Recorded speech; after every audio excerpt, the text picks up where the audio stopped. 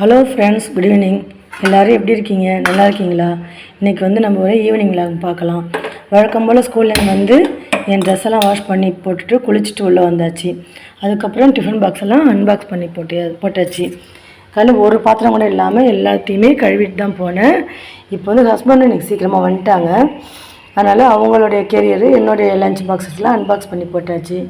அதுக்கப்புறம் நேற்று நைட்டு வந்து சுண்டல் செஞ்சு தரலான்னு சொல்லிட்டு ஊற வச்சேன் பசங்களுக்கு. இந்த கலப்பு பருப்புன்னு சொல்லுவோம்ல, நவதானியம், அதில் கொஞ்சம் பெரிய பெரிய சைஸாக இருக்கிறதெல்லாம் பொறுக்கி தனியாக ஒரு நாள் செஞ்சுட்டேன். இது ரொம்ப சின்ன சைஸாக இருக்கும் இந்த பச்சை பயிறு, அது ரொம்ப குழஞ்சிடும்.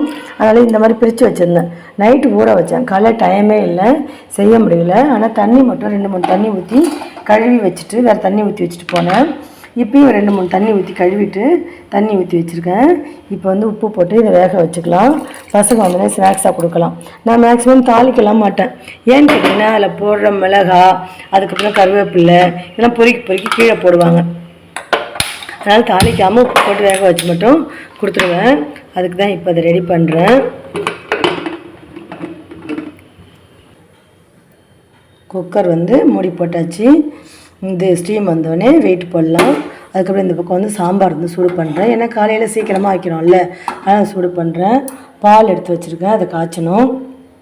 ஹஸ்பண்ட் வந்ததுனால மேலே போயிட்டு காஞ்ச துணியெல்லாம் எடுத்துகிட்டு வந்துட்டாங்க. எங்கள் வீட்டில் இந்த மாதிரி 2 பெஞ்சு போட்டு வச்சுருப்போம். அந்த பெஞ்சில் காஞ்ச துணியை கொண்டாந்து போட்டுருவாங்க. அதுக்கப்புறம் நான் உட்காந்து மடித்து வைப்பேன். அது மாதிரி எடுத்தாந்து போட்டாங்க. எங்கள் ஊரில் சுட்டு எரிக்குது வெயில். உங்கள் ஊர்லாம் எப்படி இருக்குன்னு கமெண்ட்ஸில் சொல்லுங்கள். எல்லா பாத்திரத்தையும் எடுத்து அடிக்கிட்டேன். நான் வந்து கண்டினியூஸாக எடுத்தால் லாங் வீடியோவாக ஆகிடுது. அது யாருமே பார்க்க மாட்டேங்கிறீங்க. அதனால தான் கட் பண்ணி எடுக்கிறேன். இப்போ ஏன் அவசரமாக பாத்திரத்தெல்லாம் அடுக்கணும்னு கேட்டால், இந்த வானல் வந்து அடியில் மாட்டிக்கிச்சு. இந்த வானல் வந்து இப்போ எனக்கு தேவை. அதனால தான் அந்த மாதிரி அடிக்கிட்டேன். இப்போ ஸ்டீம் வந்து வெயிட் போட்டாச்சு. குக்கர் வந்து விசில் வருது. ஒரு 2 விசில் வந்தாலே நம்ம ஆஃப் பண்ணிடலாம். குக்கர் 2 விசில் விட்டு முடிஞ்சிருச்சு. குக்கர் இறக்கிட்டு நம்ம வானல் போட்டுக்கலாம். 3 விசில் வந்துருச்சு. இந்த பக்கம் சாம்பார் சூடாயிடுச்சு. இதையும் ஆஃப் பண்ணிவிட்டு பால் காய்ச்சிக்கலாம். இந்த பக்கம் பாலை வந்து ஃபில்ட்ரு பண்ணி ஊற்றி வச்சுருக்கேன். செம்மில் வச்சுருக்கேன். இந்த பக்கம் வானல் போட்டிருக்கேன். சுண்டல் தாளிக்கணும்னு நினைக்கிறீங்க, அதுதான் இல்லை. நான் வந்து கோதுமை ரவை, இன்றைக்கி பௌர்ணமி விரதம், கோதுமை ரவை உப்புமாவை தான் நைட்டு வந்து டின்னருக்கு செய்வேன். அதுக்காக வந்து கோதுமை ரவை வந்து நம்ம நல்லா வாசனை வர மாதிரி வறுத்து ஒரு தட்டில் போட்டு ஆற வச்சு ஸ்டோர் பண்ணி வச்சுக்கிட்டோம்னா நம்ம தேவைப்படுறப்போ உப்புமாவை செஞ்சால் நல்ல வாசனையாக நல்லாயிருக்கும். இப்போ வந்து கோதுமை ரவை வறுத்தது இல்லை, தீர்ந்துருச்சு. இன்றைக்கி வந்து வறுத்து எடுத்து வச்சுக்க போகிறேன். எண்ணெய் அதெல்லாம் எதுவுமே நம்ம ஊற்ற தேவையில்லை. சும்மா வெறும் வானல்லே நம்ம வறுக்கலாம். வாசனை வரும், ரவை வந்து சூடு ஏறும். அந்த சமயத்தில் நம்ம ஆஃப் பண்ணிவிட்டு ஆற வச்சு நம்ம எடுத்து கொட்டி வைக்கணும். அப்போ தான் வந்து வண்டு வராது, எதுவுமே வராது, நல்லாயிருக்கும். இப்போ வறுத்து எடுத்துக்கலாம். பாலும் காஞ்சிருச்சு. இந்த பக்கம் வந்து ரவையும் வந்து வறுத்தாச்சு. ரவை வந்து கலர் மாறி இருக்கு பாருங்களேன். அந்த கலர் மாறி நம்ம அரிசி பொரிஞ்சால் ஒரு மாதிரி கலர் வரும்ல, அந்த மாதிரி கொஞ்சம் வெள்ளை கலராக பொரிஞ்சு போயிருக்கு பாருங்கள். நல்லா வாசனை வருது. இந்த சமயத்தில் நம்ம ஆஃப் பண்ணி ஆற வச்சு எடுத்து ஸ்டோர் பண்ணி வச்சுக்கலாம். இந்த உப்புமாவை வந்து மாதத்தில் ஒரு நாள் பௌர்ணமி அப்போ மட்டும் செய்வேன்.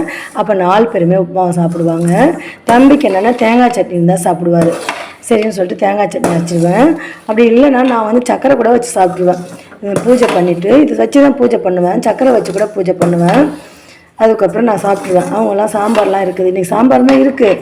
இருந்தாலும் கொஞ்சம் தேங்காய் சட்னி அரைச்சா தான் சாப்பிடுவார். அரைக்கணும். மாலையில் போய் பூ பறிச்சிட்டு வரணும். நான் வந்து நைட்டு வந்து ஒரு 11:30 மணி வரைக்கும் வேலை செஞ்சுட்டு தான் படுத்தேன்.